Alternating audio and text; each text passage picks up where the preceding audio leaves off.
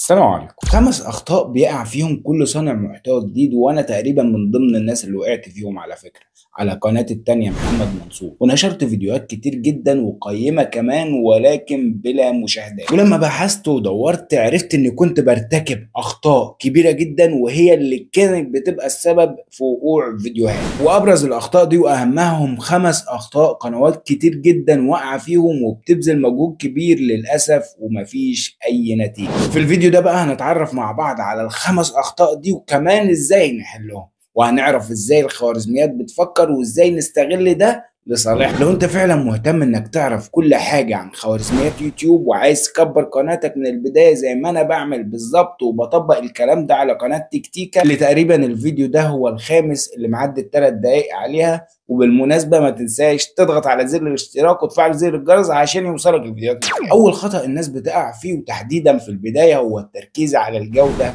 بدل الفكرة. ناس كتير من اللي لسه بتفكر تعمل محتوى قبل ما تعمل محتوى وقبل ما تعمل اول فيديو بيسأل نفسه كام سؤال: هصور بكاميرا ولا موبايل، او هجيب موبايل غالي، او هعمل استوديو عامل ازاي وهيكلفني كام، وتعقيدات ملهاش اخر بتفضل تأجل البداية. والمفاجأة ان اكتر فيديوهات ضربت على يوتيوب كانت متصورة بالموبايل عادي، وكان معمول لها مونتاج بالموبايل، وفي اللي ما كانش معمول له مونتاج اصلا. ولكن الفرق ان الفيديوهات اللي ضربت دي كانت بتحمل فكرة وبتقدم قيمة. خوارزميات يوتيوب يا صديقي بتهتم جدا بمدة المشاهدة لكل مشاهد من اجمالي مدة الفيديو. والكلام ده معناه ان لو الفيديو بتاعك بيحمل فكرة قوية ببداية وقيمة قوية واللي بيضغط عليه بيتفرج للنهاية، يوتيوب يقترح الفيديو لعدد اكبر حتى لو متصور بكاميرا موبايل عادي جدا والصوت طالع من سماعة سامسونج قديم. والنصيحة اللي قلتها لنفسي قبل ما اقولها لك في الجزئية دي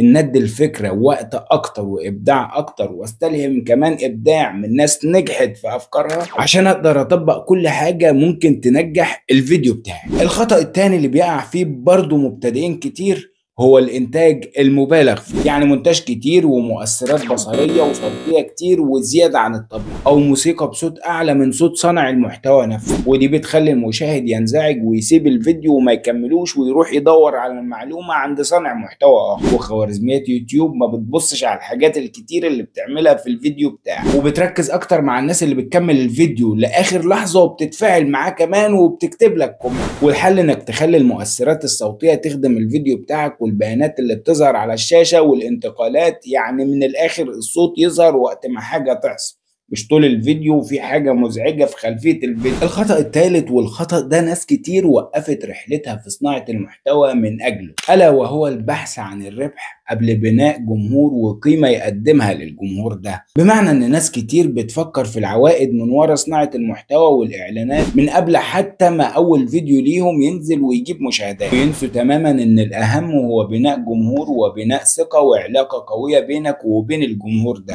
اليوتيوب بيقترح فيديوهات القنوات اللي بتحافظ على مشاهدينها، يعني المشاهد اللي بيسمع فيديو وبيشترك في القناة وبيرجع لها تاني، يوتيوب بيشجع القناة دي أكتر. الحل إنك تحدد نوع محتواك وتحدد نوع جمهورك وتبدأ تعمل سلسلة محتوى موجهة للجمهور بتاعك، ولما تكسب جمهور الفلوس هتيجي لوحدها، سواء من إعلانات، من منتجات هتبيعها لجمهورك، أو من مشاهدات على فيديوهاتك، أو ما إلى ذلك. الخطأ الرابع بقى إنك تبدأ تعمل محتوى بأفكار مختلفة من غير ما تفهم كل منصة بتفكر إزاي. تيك توك بيختلف عن يوتيوب، وانستجرام بيختلف عنهم ليه، وكل منصة في المنصات دي كلها ليها خوارزميات وطريقة عرض مختلفة تماما للمحتوى. يوتيوب مثلا بيهتم بمدة المشاهدة وتفاعل الجمهور وثبات نوع المحتوى، يعني ان يبقى ليك مجال معين بتتكلم فيه. تيك توك بيهتم بالهوك ومعدل اتمال الفيديو واعادة مشاهدة الفيديو مرتين، ودي مهمة جدا في تيك توك. انستجرام بيهتم بعدد المشاهدات السريعة وتفاعل الستوري والريلز مع بعض والسيف والشير. الحل طبعا انك تدرس المنصة اللي بتشتغل عليها وازاي الفيديوهات بتنتشر عليها وتبدأ تعملها بطريقتها عشان تلاقي منها نتيجة. وممكن جدا فيديو يجيب مليون مشاهدة على تيك توك ويجيب 300 مشاهدة بس على يوتيوب، وده حصلت معايا انا كذا مرة. الخطأ الخامس بقى انك تنزل فيديو وتسيب المنصة وتمشي من غير ما تفكر تشوف التفاعل عليه او رد فعل الناس عليه عامل ازاي. خوارزميات يوتيوب مثلا بتقيس اول ساعتين من الفيديو بتاعك، وبتشوف تفاعل الناس عليهم شكله ايه.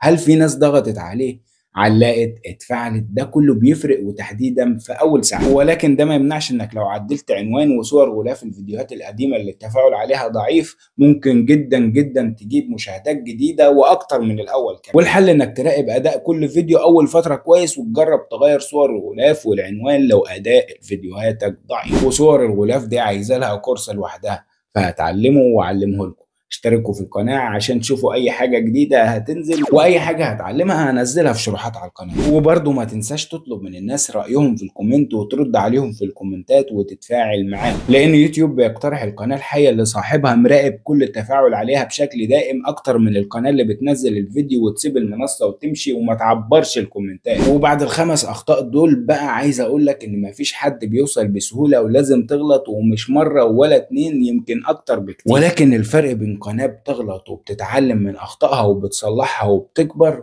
وبين قناة واقفة مكانها وما بتتحرك.